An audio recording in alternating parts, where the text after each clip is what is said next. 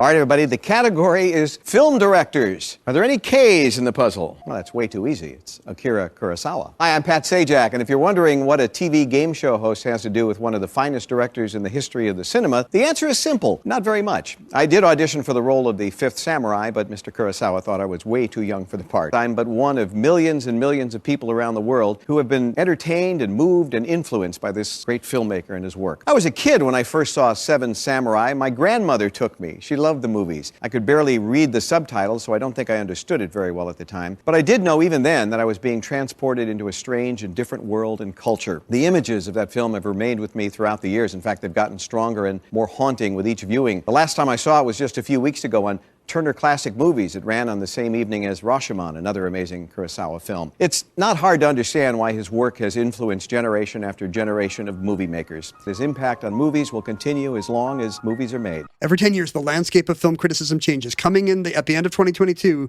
the BFI has announced that the Sight and Sound Critics and Directors poll will return. The number one movie is a surprise. It is the over 3-hour Chantal Akerman feminist drudgery masterpiece of the 70s, Jean Dielman, what's it called? It's her address. Jean Dielman, 23 Rue de Commerce, or Quai de Commerce, 1080 Bruxelles. You know, it's her address in Brussels. Right. Rolls right off the tongue. It's a 3-hour movie with a 3-hour title that no one has ever seen. A movie by a Belgian director named Chantal Akerman, kind of an avant-garde quasi-documentarian, the kind of director whose movies might be 8 minutes long or might be 4 hours long. You'd be more likely to see them playing by night in a museum or an art gallery than in an art house, as the best movie of all time. I had just seen it, weirdly. Mindy and I had watched it maybe 6 months before. This movie I understood, but you really do kind of watch this movie, this woman make beds for 10 minutes, and then she makes lamb chops for half an hour. We learn that she's got kind of her son's curious about sexuality, but she likes to avoid the topic, but she's also paying for the rent with a weekly client who she sleeps with.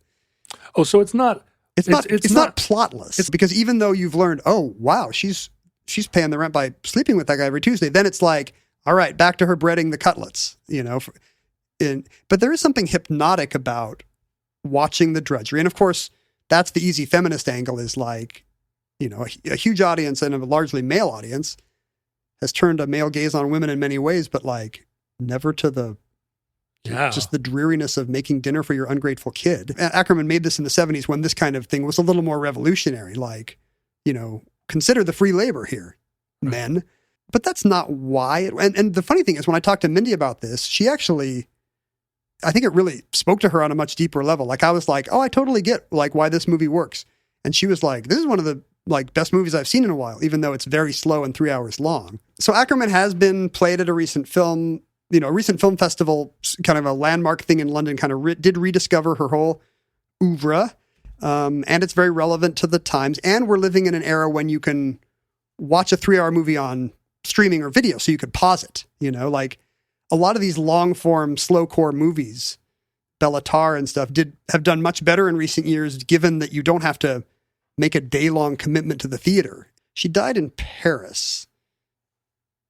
A suicide. I didn't know that. Oh dear. So like the depression, the female lens on depression that's apparent in much of her work, I guess, was autobiographical.